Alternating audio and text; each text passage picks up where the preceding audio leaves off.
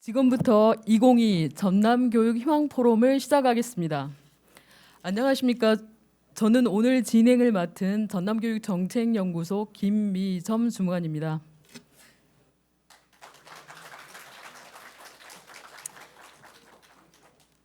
바쁘신 와중에도 먼 길 와주셔서 감사의 말씀 드립니다.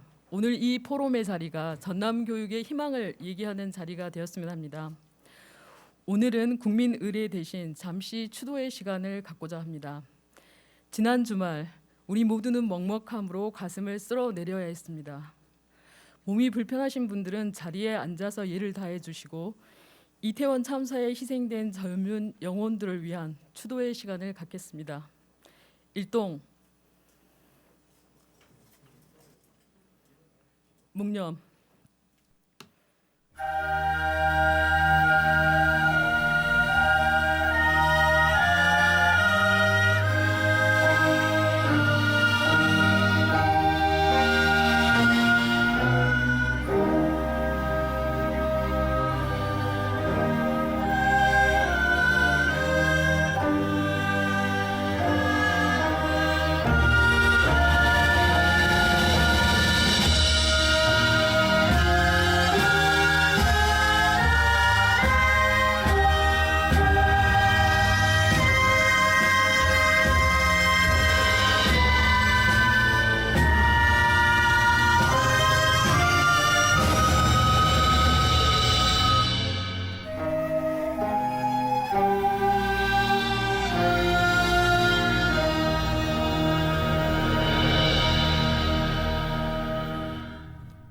바로 모두 자리에 앉아주시기 바랍니다.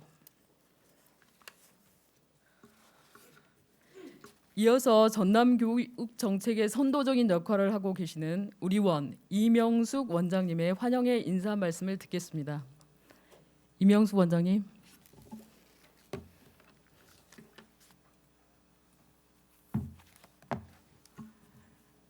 안녕하십니까. 전라남도 교육연구정보원장 이명숙입니다. 인사말에 앞서서 먼저 이 자리를 빛내주시기 위해서 오신 네 분을 먼저 소개해드리도록 하겠습니다. 함께하는 미래, 탄탄한 전남교육으로 전남교육 대전환을 위하시고 힘쓰시고 계시는 김대중 교육감님 오셨습니다.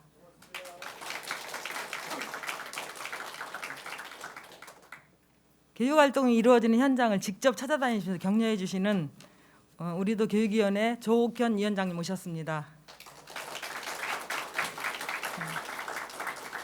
김진남 부위원장님 오셨습니다.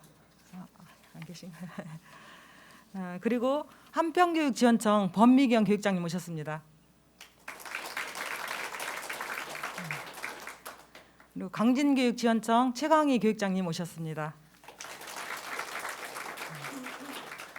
그 외에도 관내에서 많은 교장 선생님들과 또 교육에 열정을 가지신 모든 분들이 이렇게 참석해 주셨습니다. 감사드립니다. 정말 눈부시게 아름다운 가을날입니다. 올해 지역을 살리는 교육, 전남교육 공동체의 대응 전략이라는 주제로 제18회 전남교육 희망 포럼을 개최하게 됨을 매우 뜻깊게 생각합니다. 바쁘신 중에도 참석해 주신 김대중 교육감님, 조옥현 위원장님, 그리고 두 분 교육장님, 그리고 이 자리에 참석해 주신 모든 분들, 특히 바쁜 업무 중에서도 기재발제와 그다음에 오늘 패널로 참석해 주신 분들께도 감사의 말씀을 드립니다. 그리고 한 분 한 분 모두 환영하고 진심으로 감사의 말씀 올립니다. 시대적인 변화에 따라서 어느 시대에서나 교육적인 고민은 굉장히 많았었습니다. 그러나 코로나 팬데믹과 더불어서 기후위기, 학령인구 감소 등 급변하는 교육 환경으로 이전보다도 더 많은 교육적인 변화가 요구되고 있습니다.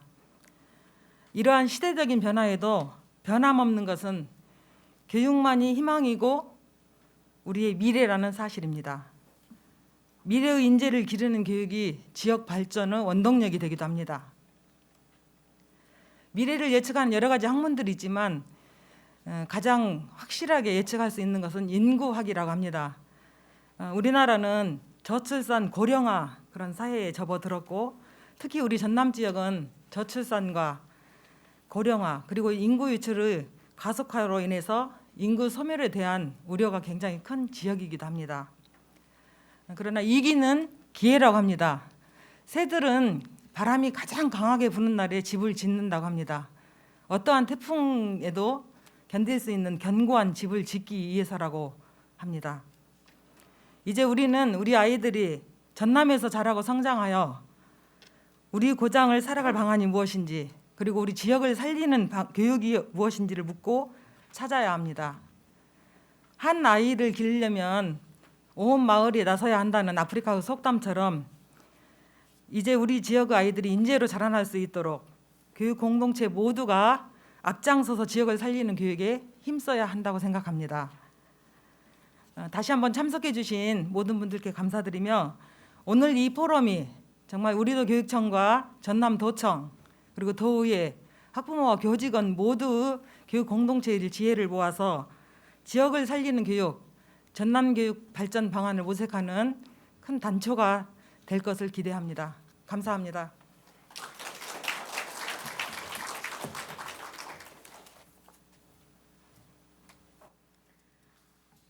전남교육 대전환을 이뤄내기 위해 불철주야 바쁘게 보내고 계시는 김대중 교육감님의 격려사를 듣도록 하겠습니다.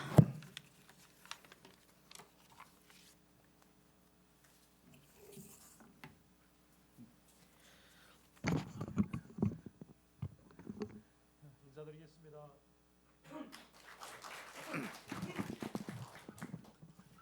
오늘 이태원 참사 때문에 너무 마음이 무거운 시간들을 보내고 있습니다. 그러나 또 우리가 해야 될 기본적인 일은 또 철저히 하는 일이, 그러한 일이 다시 생기지 않는 일이라고 생각하고,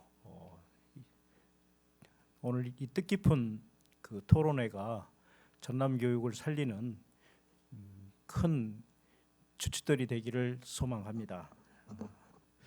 지금 세계는 그 기후 변화 때문에 또는 기근 때문에, 전쟁 때문에 그 많은 어려움을 겪고 있습니다.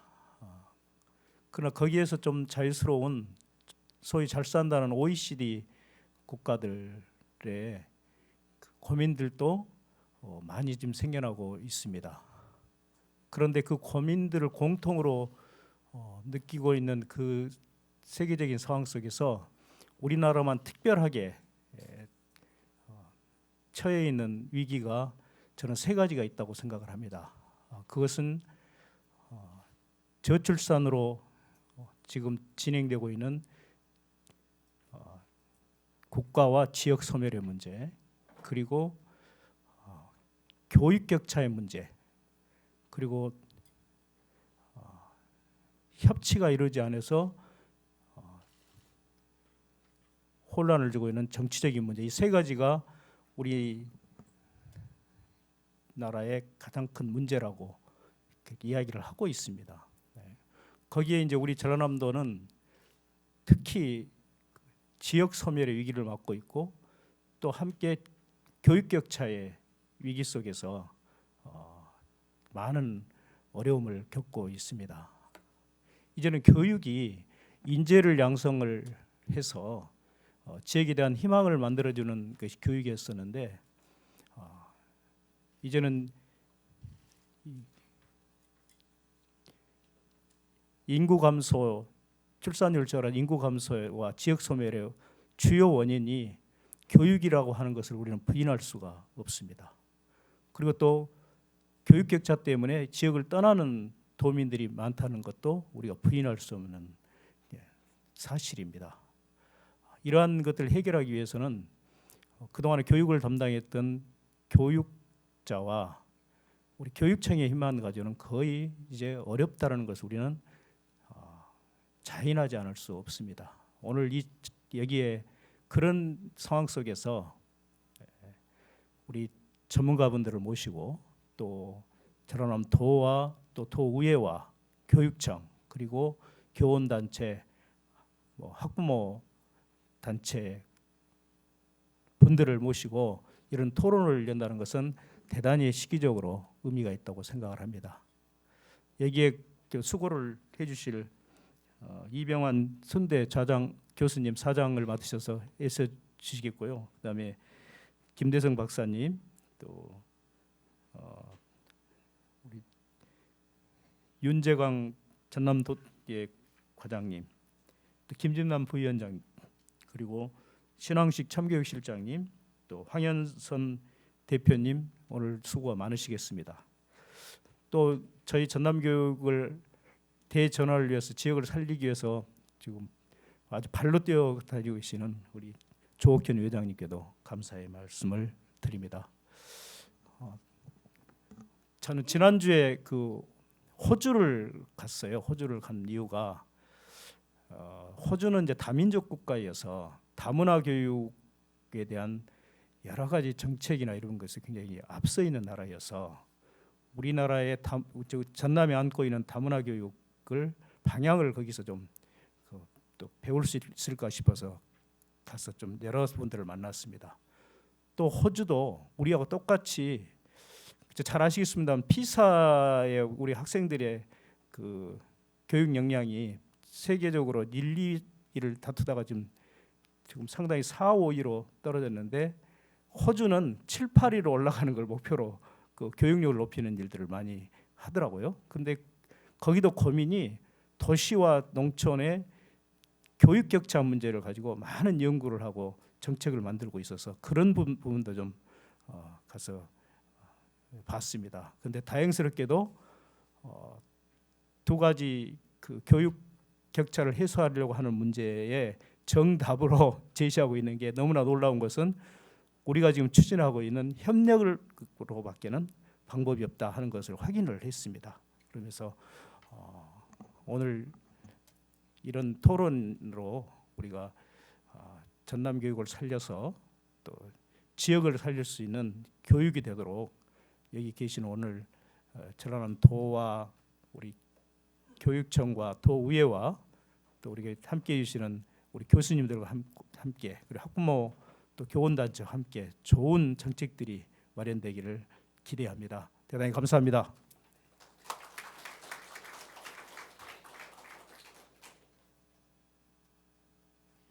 이어서 언제나 그 하얀 운동화가 인상적이신 분이시죠. 조욱현 전라남도 교육위원회 위원장님의 축사를 듣도록 하겠습니다.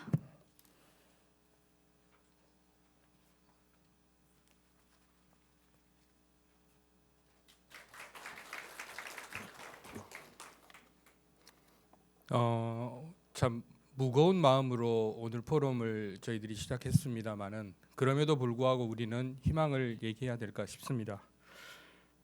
이태원 참사 희생자를 이태원 사고 사망자라고 그렇게 지침을 내려서 부르고 있는 현 행안부는 아마 책임이 없는, 책임을 지려고 하지 않는 그런 그릇된 행동이 아닌가 싶습니다.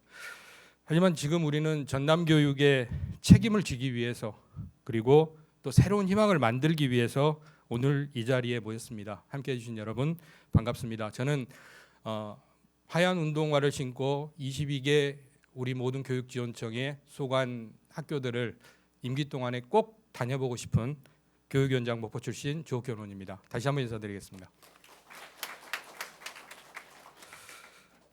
먼저 오늘 지역을 살리는 교육, 전남 교육공동체의 대응 전략이라는 주제로 포럼을 준비해 주신 전남교육연구정보원의 이명수 원장님과, 그리고 포럼의 좌장을 맡아주실 순천대학교 이병환 교수님, 그리고 우리 교육위원회 김진남 부위원장님을 비롯한 패널 여러분들께도 감사를 드립니다.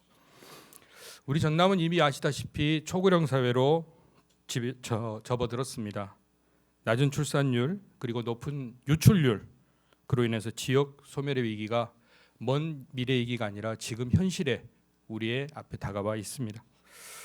또한 교육은 분권과 자치라는 흐름 속에서 모든 교육 주체들의 지혜를 모아 지역을 살리는 교육에 대해서 함께 고민하고, 또 이를 통해서 지역 소멸을 막아내야 하는 절박한 시대적 요구에 직면해 있습니다.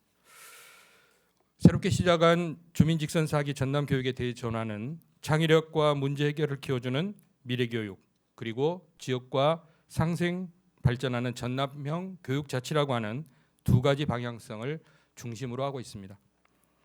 우리 지역 실정에 맞는 교육자치가 더욱 중요한 이유는 4차 산업혁명과 같은 무한한 가능성이 열린 대전환의 시대에 살고 있는 우리 아이들을 어떻게 하면 미래 사회의 주인공으로 키워내기 적절할 것인가, 어떻게 키워낼 것인가 라는 그런 부분에서 교육청의 힘만으로는 약간 부족하기 때문입니다. 우리 아이들이 삶의 공간인 지역에서 배우고 또 지역사회와 함께 성장하고 삶의 배움이 하나로 연결된 지역교육 생태계를 만들기 위해서는 여기에 계시는 학부모님, 지방자치단체, 교육단체를 비롯한 마을, 기업, 지역사회 모든 인적, 물적 자원들이 연계와 협력해야 되면 필수 요건입니다.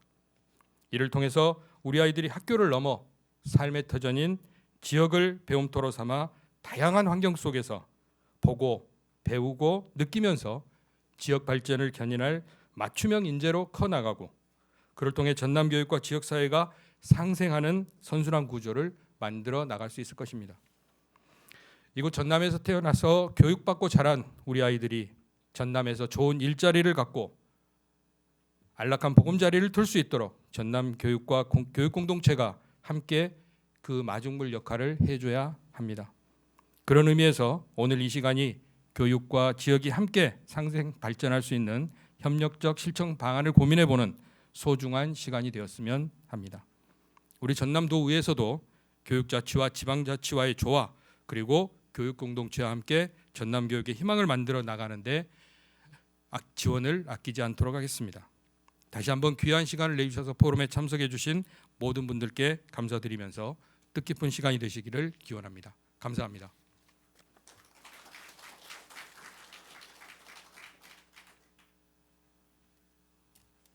오늘 포럼은 전남교육의 희망을 염원하는 교육가족 100여 분과 함께하고 있습니다. 오늘 바쁘신 와중에 참석해 주신 내빈들께 감사의 말씀 드리면서 자리를 이석하시기 전에 사진 촬영을 먼저 하도록 하겠습니다. 그 사진 촬영 원하시는 내빈들께서는 요 앞자리로 나와서 사진 촬영을 해주시면 감사하겠습니다. 패널로 참석하신 선생님들께서는 자리를 같이 해주시면 고맙겠습니다.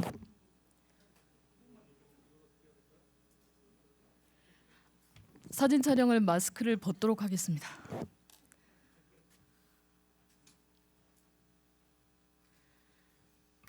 전남교육의 희망을 이야기하는 자리입니다. 구호를 힘차게 희망이라고 외쳐주시기 바랍니다. 희망! 네. 한 번 더 희망이라고 외쳐주십시오. 희망! 다음은 기조발제를 해주실 김대성 박사님을 소개해드리겠습니다. 김대성 박사님께서는 광주 전남 연구원에서 전남 총괄연구지원관으로 근무하고 계시고요. 최근에 새천년 인재 육성 프로젝트를 마무리하시나 굉장히 바쁘시다고 하십니다. 네, 저희 포럼에 기꺼이 응해 주셔서 감사의 말씀 드리고요. 전남 희망 교육을 위한 협력적 거버넌스 구축 방안이라는 주제로 강연을 시작하겠습니다. 큰 박수로 환영해 주시기 바랍니다.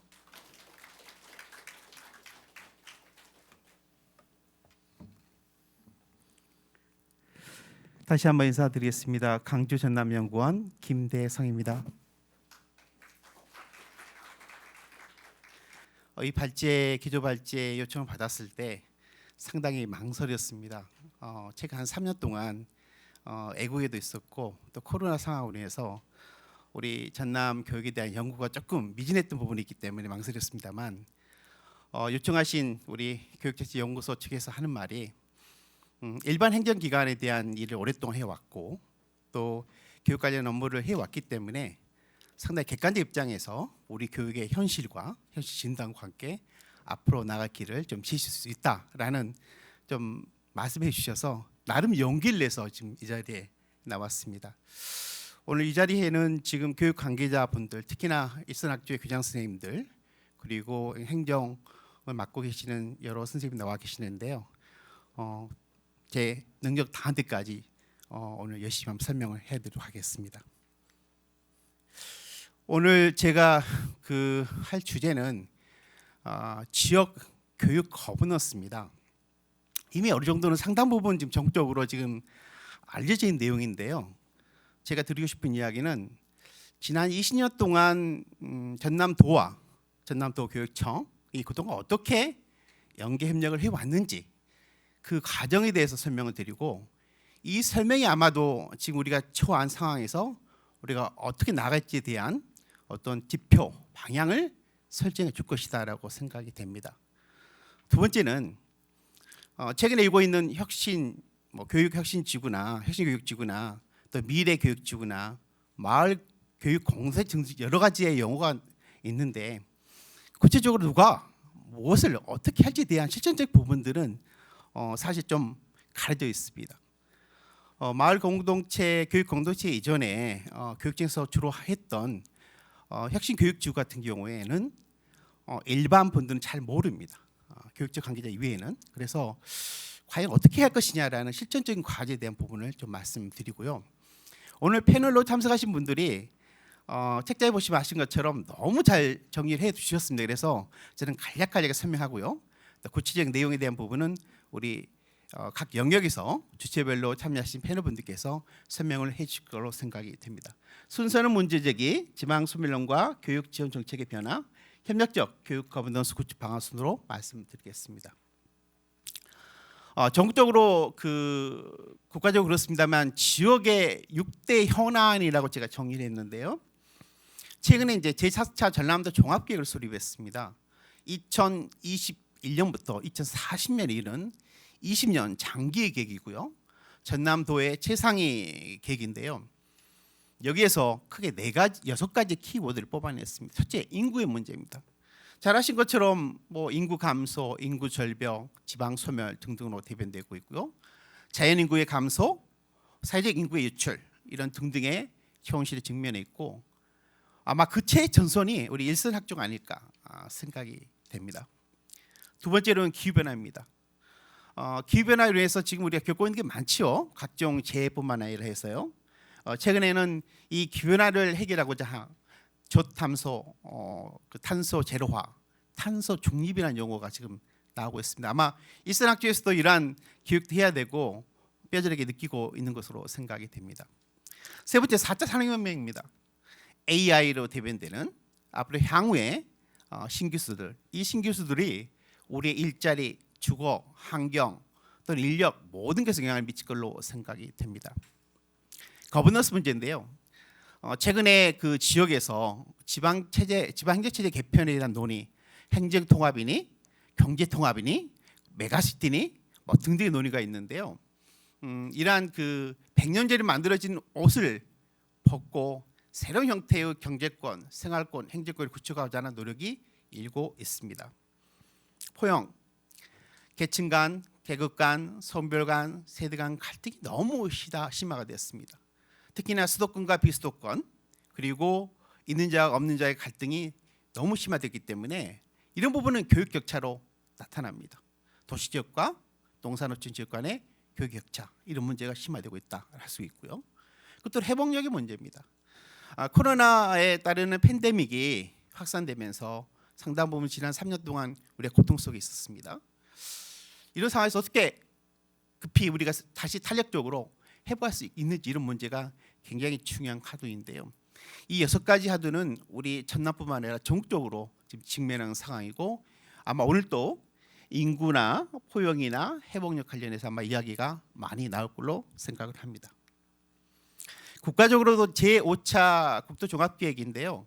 이 계획도 보면 우리 지역은 마찬가지로 인구의 문제 그리고 저성장, 양극화의 문제, 기후변화 문제 그리고 지능화의 문제 그리고 사회 가치 다원화, 행정적 문제 이런 문제가 거의 국가적으로 지역적으로 동일하다고 할 수가 있겠습니다. 이 프레임은 이제 저희 제4차 전남도 종합계획에서 6가지 키워드를 봤을 때 우리가 직면하는 상황을 어떻게 해결할 것이냐라는 것인데요. 인구적 측면에 어떻게 할 것인지 그리고 저탄소 문제 즉 기후변화에 따른 문제 어떻게 할 것인지 그리고 4차 산업혁명, 거버넌스, 포용, 회복력 등등의 문제가 있습니다. 내용이 방대하기 때문에 자료를 참고해 주셨으면 합니다. 두 번째로 이제 우리 지역 주요 현안 중에서 저희들이 제4차 종합계획을 수립한 과정에서 다양한 형태의 의사 수렴과 공청회 등등이 있었는데요. 도민들 약 1,415명 중심 대상으로 설문조사했더니 역시 우리 지역은 여전히 성장에 대한 갈망이 큽니다. 그리고 혁신에 대한 부분들 또 지역의 현실인 청정에 대한 부분에 대한 어떤 기대 이런 부분이 크다고 할 수가 있겠습니다. 이 부분은 좀 주의 깊게 봐야 되는데요. 그렇다면 지역미의 욕구와 또 우리 자신에 대한 어떤 객관적 입장에서 과연 우리는 지난 30년 동안 뭘 했느냐라는 거죠.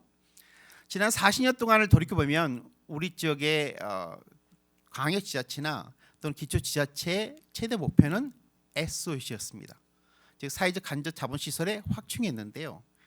도로, 철도, 공항, 항만, 산단의 확충이었습니다. 이유는 이렇습니다. 우리가 타 지역에 비해서 경제적 하부 구조가 약하기 때문에 기업이나 투자를 유치하기 위해서는 SOC를 확충해야 된다라는 것이었죠. 그래서 우리 전남도와 시군은 대부분 SOC에 쉽게 말해 올인한 상태였습니다. 그런데 과연 그렇다면 수도권과 중부권과 우리 이른바 남북권에 할 수 있는 우리 전남이 격차가 줄어들었나요? 그렇지 않습니다. 그 이후에 이제 나온 게 뭐냐면 산업이었습니다. 그래서 김대중 정부, 노무현 정부부터 지역의 혁신이랄까 또는 기업 도시랄까 혁신 도시랄까 해서 산업 정책을 추진해 왔습니다. 우리 지금 전남에 아시는 것처럼 농수 산업도 있습니다만 철강, 조선, 화학의 주력 산업이 있고요. 최근에 이제 우리의 미래 먹거리를 이야기할 수 있는 에너지 신산업 그리고 모빌리티, 바이오 산업 등등이 주목받고 있는데요. 그래서 산업이 굉장히 주목받았습니다. 그런데 문제는 SOC도 확충이 됐고 산업도 국가의 어떤 지원이나 우리 스스로의 어떤 자생을 통해서 했는데 정작 사람이 없는 겁니다. 혁신도시 현재 약 600개 기업이 유치를 결정했고 약 300개 이상의 혁신도시 에너지밸리에 있습니다. 이분들이 이구동성 하는 말 사람이 없습니다. 우리 지역에 100개 이상의 국가산업단지, 일반산업단지, 첨단산업단지, 심지어 농공단지 등이 있습니다만 똑같이 하는 말 사람이 없습니다. 왜 이렇게 됐을까요? 지금의 어떤 광역과 기초지자체의 어떤 지역 개발에 대한 정책의 프레임에 한계가 왔다는 것을 우리는 스스로 자인하고 있는 꼴입니다. 제가 이제 말씀드리고 싶은 이야기는 뭐냐면 지금까지 경제적 자본에 너무 우리가 올인해 왔어요. 도로, 철도, 공항, 항만, 산단이었습니다. 인적 자본이 없습니다. 그렇죠? 농산업적 교육의 문제랄까, 대학의 문제랄까, 청년의 문제랄까. 사회적 자본, 우리 지역의 규범이나 네트워크나 이런 부분들이 많이 깨졌죠. 근대화 또는 현대화되면서 많이 깨졌고요. 특히 제가 강조하고 싶은 건 심적 자본입니다. 우리 청소년들, 대학생들 희망, 보건력, 자신감 이렇게 많이 떨어졌습니다. 그래서 앞으로는 경제적 자본 일변도가 아니라 이러한 네 가지의 자본을 동시에 균형적으로 축적한 노력이 필요하다라고 할 수 있고요. 이 부분은 다시 한번 설명을 올리도록 하겠습니다. 현재 이제 저희 연구원에서 강주 전남의 그랜드 비전을 짜는 영역을 많이 하고 있고요.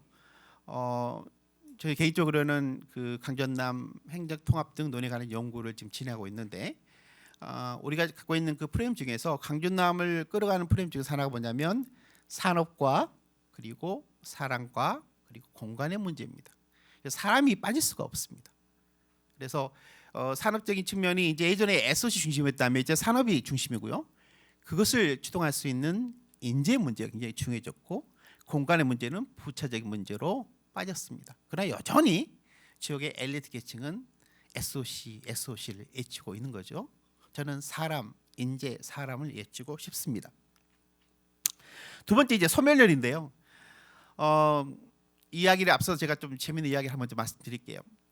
민선 6기 시절에 이낙연 지사님이 이제 도정을 맡은 시절인데요. 보통 연초 그리고 한 7월쯤 되면은 이제 새로운 사업 개발 관련해서 저희들이 전체 회의를 합니다.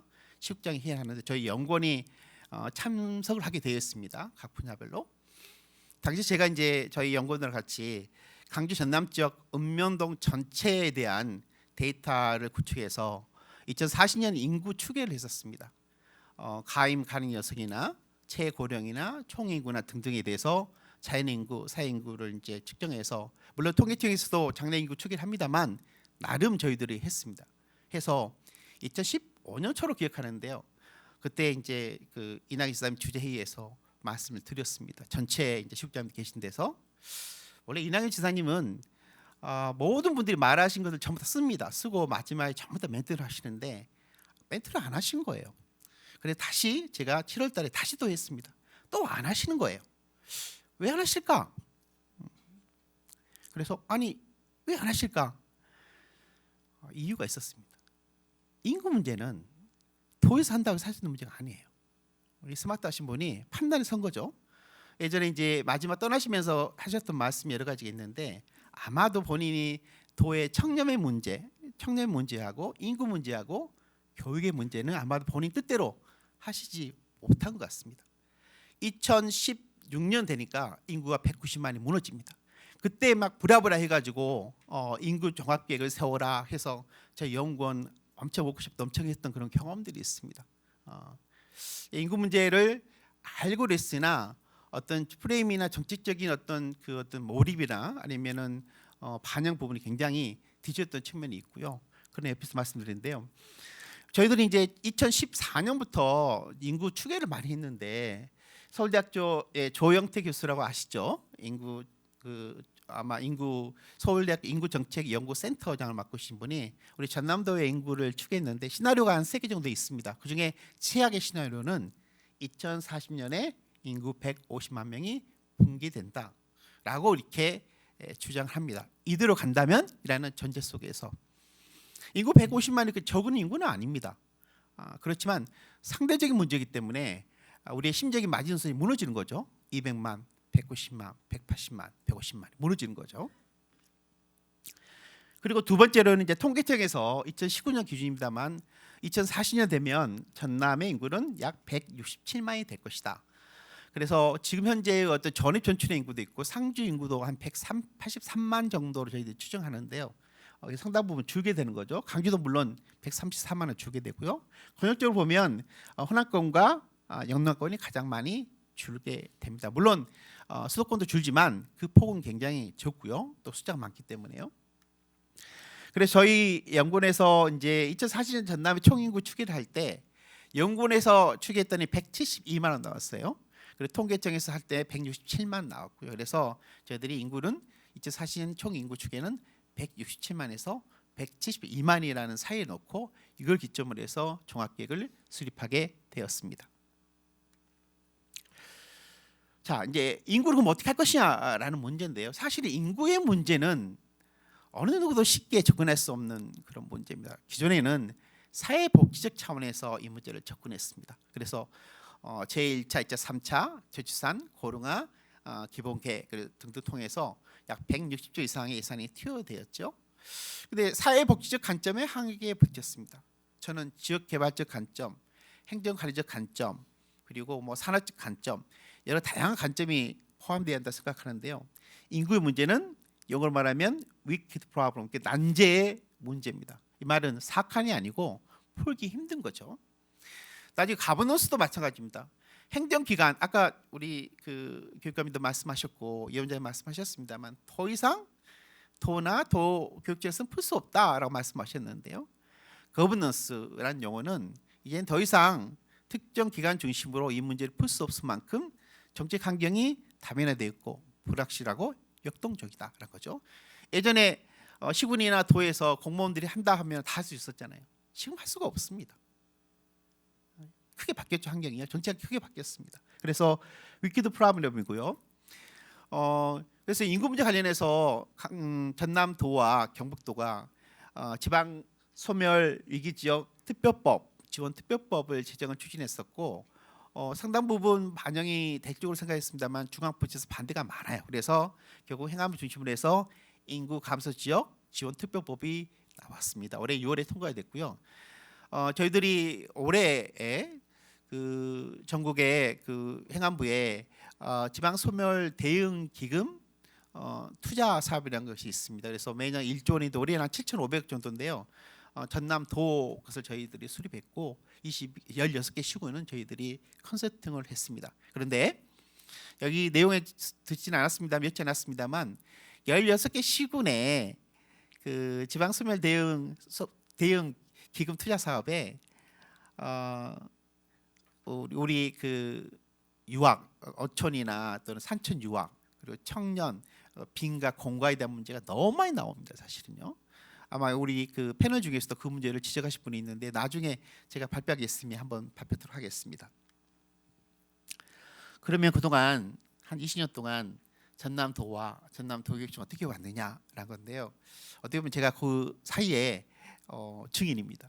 그래서 솔직 담백하게 말씀을 드리겠습니다. 김장함 교육감 시절, 그리고 장만채 교육감 시절, 그리고 이제 장성호 교육감 시절, 그리고 현재 김대중 교육감 시절까지 이런 과정을 보면 박준현 전남도지사, 그리고 이낙연 지사, 그리고 현재 김영록 지사 이런 과정을 보면 전남도와 전남도교육청이 나름 연계 협력 사업을 추진해 왔습니다. 그러나 우리 그 기대만큼 되지 않았고요. 최근에 이르러서 이런 부분들이 좀 꽃을 피우고 있습니다. 2008년도에요. 저희 연구원에 2007년도에 저희 연구원에 요청 사항이 있었는데 전남도의 도지사님하고 전남도 교육감께서 전남 농어촌 교육에 대한 실태 조사와 함께 농어촌 교육 여건 개선 방안을 내놔라 해서 저희들이 1년간 연구를 해서 나중에 그 두 기관장 앞에서 발표를 했습니다. 농어촌 교육 개선 방안을 했습니다. 그래서 상당 부분 하나의 그 기존에 가졌던 그 어떤 교육 지원 정책과 다른 일종의 전환기였다고 할 수가 있는데요. 그 계획은 우리 그 교육정책연구소나 또는 여러 지역에서 활용되고 있지만 실현되지는 못했습니다. 그때 당시에 키워드는 농어촌 교육이었죠. 그래서 도 같은 경우는 자치행정국 그다음에 자치행정국의 행정과의 교육 지원팀이었습니다. 2007년도 8년도 기억나는 게 당시 팀장이 광양부 시장했던 김경호 당시 사무관이었고요. 그리고 6급 주무관이 지금 보성 부수인 박오육 부군수고요. 그리고 7급 주무관이 지금 전남도의 대변인인 고미경 대변인이었습니다. 상당히 뛰어난 분들이 하고 있었으나 역시 당시에 연계 협력 사업은 한계가 있었다는 것이죠. 2009년도에 이걸로 확정해서 약 61개 사업을 발굴합니다. 도와 도교육청 할 수 있는 사업 940호 규모로. 그러나 실현되지 못했습니다. 당시에는 두 기관이 별로 좋은 관계가 아니었습니다. 이때 2013년도 당시에 이제 지사의 뜻이 있었던 이낙연 당시의 의원이 농어촌 교육발전특별법을 대표 발의하게 됩니다. 그래서 이 발의안을 제안을 가지고 국회에서 공청이 됐었고요. 엄청 저희도 노력을 했습니다. 이것은 아마 당시에 전남교육정책연구소의 수장 구신서 수장께서 발표했던 자료인데 저희들이 열심히 노력했으나 결코 이루어지지 못했습니다. 저 이유를 분석해봤더니 전국적으로 학령 인구를 기준으로 봤을 때 농산어촌의 학령 인구는 전국의 10%도 되지 않습니다. 표가 되지 않습니다. 그래서 결국은 이 농어촌 교육발전특별법도 무산이 됐죠. 만약 이게 통과됐더라면 우리 지역의 그 농산어촌의 어떤 교육은 한 단계 전환과 함께 업그레이드 시킬 수 있는 계기가 되었을 겁니다. 두 번째로는 인재 육성이라는 키워드인데요. 예전에 이제 도의 자치행정국 내에 행정과의 교육 지원 팀 수준에서 민선 6기 이낙연 지사께서 과 단위로 승진시킵니다. 인재 양성과를 만듭니다. 그래서 거기에 교육 지원과 인재 양성과 평생 학습 깃단위 팀을 놓게 되는 거죠. 나아가서 이제 또 부지사 직속으로 뒀다가 나중에 뭐 담당을 뒀다가 여러 가지 이제 변화 있었습니다. 현재는 이제 희망 인재 육성과로 되어 있고요. 교육 지원과 인재 육성 그 청소년으로 세 개의 팀으로 구성되어 있습니다. 김영록 지사님이 선거 나오시기 전에 전남의 인재들을 좀 키워보겠다라는 아마 공약을 하셨고 당시에는 뭐 10만 명 이야기를 하셨어요. 나중에 도에서 용역 듣겠습니다마는 9개 중점 프로젝트를 추진하게 되고요. 이 자료가 2019년 6월 18일 왕의실에서 전남 인재 육성 비전 선포식을 갖게 됩니다. 당시에 담당 관장은 이 앞전에 말씀드린 2008년도에 7년도에 7급 주머니였던 고미경 현 대변인이었습니다. 그리고 이제 민서 7기 8기의 인재육성 프로젝트가 새천년 인재육성 프로젝트라는 명칭으로 되고요. 약 16개 사업을 하고 있고요. 구체적인 내용은 자료에 나와 있습니다. 제가 드리고 싶은 이야기는 뭐냐면 그전에는 농어촌 교육 여건이나 해가지고 작은 학교 살기랄까, 또는 뭐 거점고랄까, 또는 뭐 무지개 특수 그 혁신학교랄까 이런 식으로 했는데요. 이제 그 인재 육성으로 오면서 이제 도 단위는 자체 사업을 하게 됩니다. 전남도가 그 교육 관련해서 사업을 별로 안 한다고 여러분 생각하시죠? 그런데 전남도는 상당히 많이 하고 있습니다. 한국에너지공과대학에 얼마나 전남도와 나주시 돈이 투여된지 아십니까? 현금과 현물로 3,600억입니다. 특별법도 제정해 주었습니다. 그래서 재정의 한계를 극복을 했습니다. 전남에는 전남 도립대가 있습니다. 한 해에 한 70억씩 투자가 됩니다. 평균 62억입니다. 전남에는 그 전남학습이 하순 액남이 있고요. 서울에 남도학습, 지리학습, 지리학습이 있습니다. 그렇죠? 그리고 또 지역신 플랫폼을 해가지고 강전남 쪽 15개 대학에 에너지와 운송기기 파트로 해서 매년 730억이 투자되고 있습니다. 여기에는 강주시가 100억, 전남도가 100억, 그리고 약 530억은 교육부의 예산입니다. 그리고 지금 새천년 인재육성 프로젝트가요, 한 해 한 50억씩 개별적으로 투자가 되고 있습니다. 물론 도교육자가 하는 뭐 평생교육이나 여러 가지 측면도 지원하고 있고 그 부분이 아마 한 270억 정도 규모로 된 걸로 알고 있습니다. 그래서 전남도가 교육 지원을 약하게 하고 있냐라고 이렇게 약하고 있다고 주장하실지 모르겠지만 실제 내부 들어가면 나름대로의 고충이 있다는 것을 여러분 아실 수 있습니다. 자, 끝으로 이제 협력적 교육 거버넌스 구축 방안인데요. 이 부분은 이제 오늘의 핵심이기 때문에 좀 자세히 설명드리겠습니다. 2008년도에 저희들이 농어촌 교육국 개선 방안 했을 때 프레임이었습니다. 아실 것처럼 뭐 농어촌 인구 감소, 학력 감소, 학생 감소, 우주 학생의 어떤 이탈, 폐교, 분교, 통합학교, 복식학습, 이 내용은 너무 잘하고 있는 내용들이죠. 2007, 8년 때 저희들이 짤 때 그 15년 전에 이 프레임은 여전히 유효하다라는 거죠. 그동안 뭐 했는가? 그래도 큰 변화가 없었다는 거죠. 우리 뭐 했는가? 스스로 우리가 반성해 볼 대목이고요. 특히 그 미래의 방향을 설정할 수 있는 중요한 어떤 판단 지표가 된다고 생각합니다. 당시에는 이제 거버넌스 용어를 쓰지 않았어요. 그래서 전남 교육 주체간 관계 설정이 돼 가지고 교사, 학생, 학부모, 가정에서 각각의 어떤 지점들 설정하고 해야 될 것들이 있고 어떻게 연계시킬 것이냐라는 초점을 맞췄습니다. 그래서 나름대로 당시만 해도 새로운 관점이 있다라고 인정을 받았던 부분이었습니다. 거버넌스 문제인데요. 요즘 이제 국가적으로나 지역에서 거버넌스 이야기 많이 나오는데 짧게 설명을 드리겠습니다. 거버넌스 크게 세 가지 유형이 있습니다. 하이러키 거버넌스, 마켓 거버넌스, 그리고 네트워크 거버넌스가 있습니다. 하이러키는 기본적으로 이 거버넌스는 관료지 시스템입니다. 관료들이 다 할 수 있는 거죠. 명령 통솔에 의해서 법률에 따라서 하는 것이고요. 그리고 마켓 거버넌스는 기본적으로 시장의 메커니즘입니다. 그렇죠? 경쟁의 시스템이 작용하는 거죠. 2008년도에 당시에 교육부 장관이 이주호 장관이었습니다. 또 이제 이주호 장관이 아마 그 장관을 맡을 텐데요. 그때 고교 300 다양한 프로젝트에서 다양한 안이 나왔었거든요. 당시의 기본적인 기조는 바로 마켓 거버넌스 기조였습니다. 최근에 이제 그 문재인 정부에서 주로했던 게 네트워크 거버넌스, 상호 의존이나 등등의 문제가 되죠. 사실은요. 그래서 지금 이 거버넌스 용어가 이제 행해하고 있는데요. 기본적으로 이거였습니다.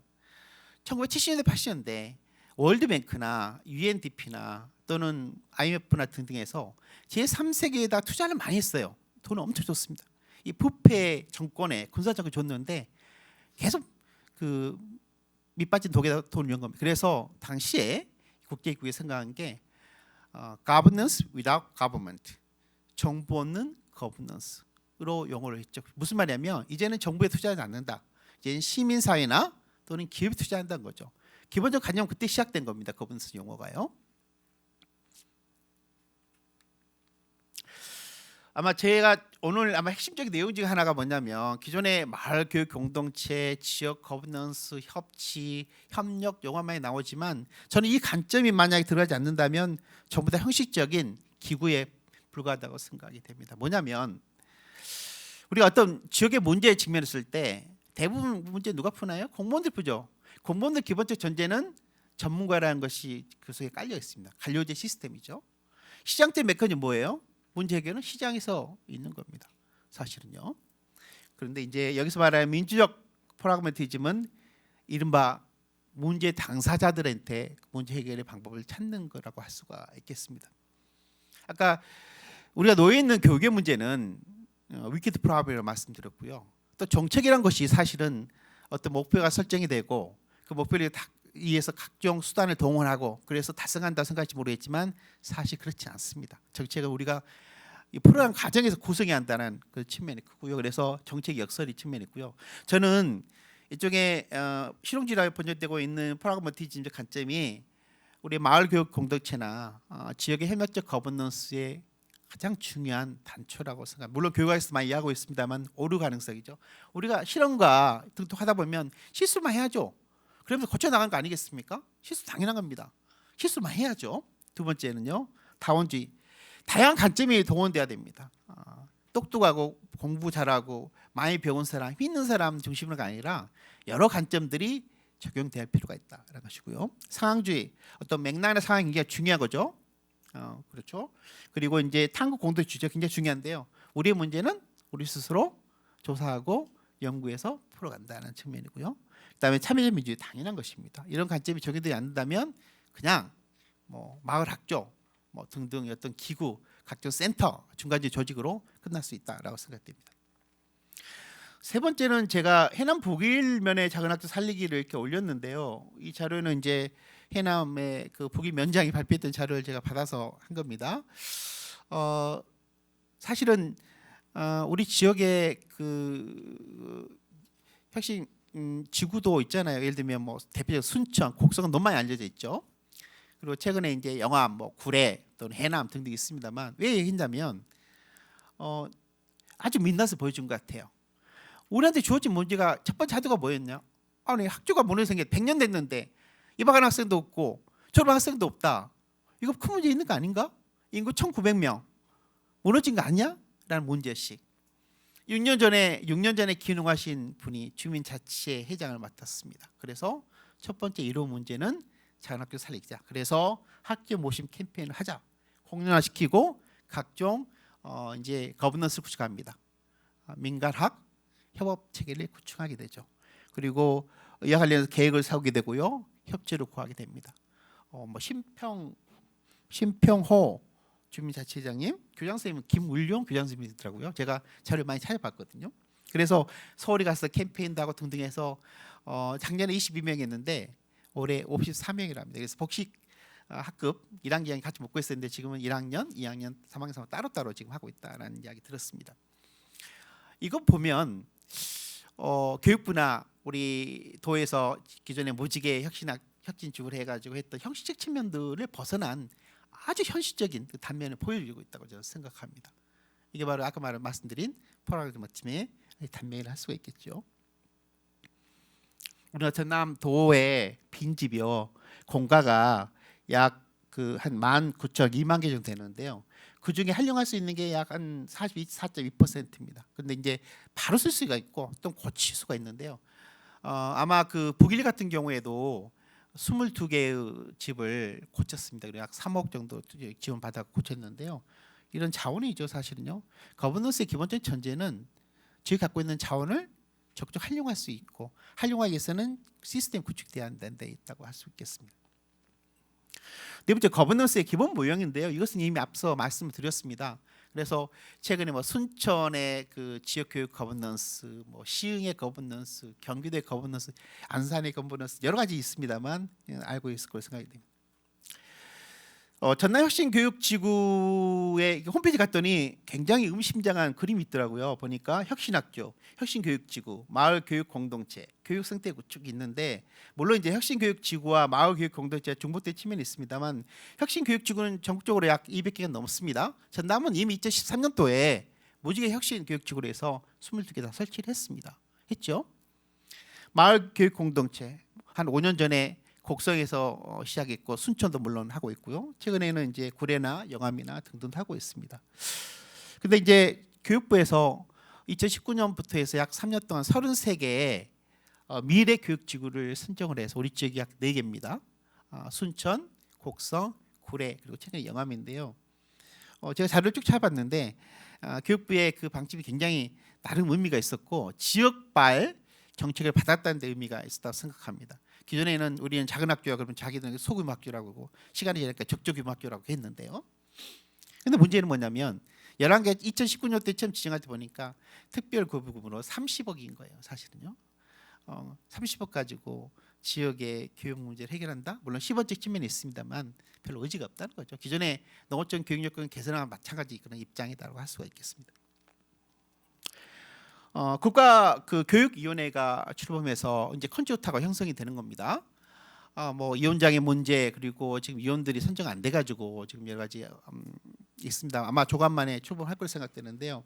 국가교육회의에서 2020년도에 지역사회 교육 거버넌스 모형을 제시했습니다. 광역 단위와 기초 단위와 생활 단위로 나눴습니다. 저는 이거 반대입니다. 기본적 전제가 교육 자치라는 전제가 없는 거예요. 사실은요. 중앙과 지방과의 관계는 우리가 정부 간 관계라 그러는데요. 종속적 관계와 병렬적 관계와 상호 우전적 관계인데요. 종적으로 너무 획일화되어 있습니다. 우리의 자유권의 재량권이 별로 없는 거죠. 기본적인 정책이나 노선을 제시하되 스스로 기구 형태나 이런 부분을 우리가 만들어가야 되는데 획일적으로 만든 거죠. 아마도 이것을 도입할 가능성이 크다고 저는 생각을 합니다. 제가 관심을 갖고 있는 것은 뭐냐면 광역 교육 거버넌스, 전남도와 전남도 교육청이 교육행정협의회, 교육 협력관제 파괴 이런 정도가 아니라 나름대로 새로운 형태의 광역적 거버넌스를 구축해야겠다는 것이고요. 두 번째로는 기초 단위에 있어서의 시군구 단위에서의 거버넌스고 가장 큰 것은 말씀드린 것은 마을 단위의 거버넌스 가장 중요하다고 생각이 됩니다. 책자에 나와 있으니까 한번 참조해 주셨으면 합니다.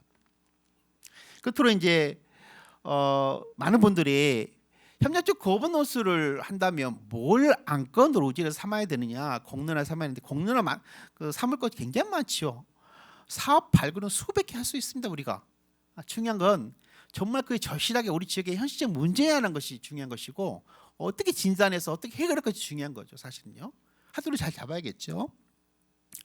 저는 예전에 2013년도에 이런 일이 있었습니다. 끝으로 시간이 좀 많이 지난 시간이 거의 된 것 같아서요. 2013년도에 전남도 교육청에서 교육협력팀장 그리고 장학사에서 한 2명씩 하고 전남 시군의 교육 지원 팀장들 해가지고 저희들이 워크숍을 등등을 했습니다. 그때 당시에 시군에서는 돈을 이제 교육경비 보조료가 등등으로 막 주잖아요. 교장 선생님들이 막 받아갑니다. 고생은 누가 하냐? 선생님들 죽어라 고생합니다. 그러면 시군 가만히 있느냐? 성과금 내놔라. 정산해 주라. 선생님 다 안 하신다는 거예요. 그래서 제가 느꼈던 게 교육청에다가 물론 그때까지만 해도 도교육청이나 시군 교육지원청은 지자체에 돈 주시오. 우리가 일하요. 이렇게 했지만 안 되겠구나. 일종의 중간 지원 조직이 필요하겠구나 하는 것을 절실히 느꼈습니다. 그래서 중간 지원 조직이 굉장히 중요하게 부각되고 있고 사실 협력적 거버넌스의 핵심은 중간 지원 조직입니다. 생활 단위에서 기초 단위에서 광역 단위에서 할 수가 있죠. 그래서 뭐 순천의 사례를 제가 제시했었고 왼쪽 것은 이제 그 미래 교육 지구 관련된 교육부의 자료인데요. 저는 할 수만 있다면 시군에 우리 물론 학교 교육 지원 센터도 있습니다만 시군에 마을 단위에 이런 중간 지원적을 설치할 수 있는데 우리가 지금 민선 돛단위 8기고요. 교육청에서 협조하고 올인하지 않겠냐는 기본적인 생각을 가져봅니다. 이건 이제 나주에 그 교육 담당 과장이 전화하셨더라고요. 우리 나주 뭐 한번 새로운 거 도입하려고 하는데 영역도 마련해왔다. 한번 우리가 새로운 거버넌 상태로 해서 한번 연구해보자 그런 거예요. 그래서 쭉 찾아봤더니 아실 것처럼 여러분 그 5개 시 중에서 3개 시는 한 해 교육 지원 현금 현물이 200억 넘습니다. 2개는 100억대이고요. 그리고 뭐 하순이랄까, 무안이랄까, 해남이랄까 이런 데가 약 50억, 60억 정도의 규모입니다. 상당히 투자를 많이 하고 있는 거죠, 사실은요. 글쎄요, 그 기준이 좀 애매합니다만 아무튼 나름 시군에서는 일반 행정기관에서는 교육에 투여를 하고 있다는 것이고요. 저는 보겠습니다. 2014년하고 2018년도에 전남교육정책연구소에서 당선자들, 후보자들의 교육공학을 전부 다 뽑았습니다. 뽑았는데 역시 최고는 교육복지에 초점을 맞추고 있다는 것이고요. 이런 것이 있다는 것을 여러분 참조해 주셨으면 합니다. 끝으로 그 전남교육정책연구소가 지금까지 54회, 55회 정도 이슈 앤 정책이라는 것을 3개월마다 한 번씩 발표를 하는데요. 책자가 나옵니다. 이 특집 주제들이에요. 특집 주제들인데 이걸 보면 그동안 전남의 교육의 현실을 파악할 수 있다고 생각이 되고요. 제가 아주 애지중지해서 열심히 보는 것이고 여러분 홈페이지 가시면 자료가 있으니까 한번 다운받아서 보셨으면 합니다. 정리하자면 이렇습니다. 전남의 교육 거버넌스는 이미 씨앗이 뿌려져 있었고요. 2008년도 뿌려져 있었고 한 단계 한 단계씩 나아가고 있다라고 할 수가 있고요. 이제 그 실천력을 높이기 위해서는 단순한 형태의 어떤 혁신 지구, 미래 교육 지구 또는 중간 지원 조직, 마을 교육 공동체가 아니고요. 그 실천을 위한 기본적인 작동 기제와 함께 중간 조직으로서의 이 센터 이것이 모든 시군의 마을 단위에 좀 뿌려지고 확산됐으면 하는 게 기본적인 생각 갖고 있습니다. 예, 이상으로 마치겠습니다. 고맙습니다.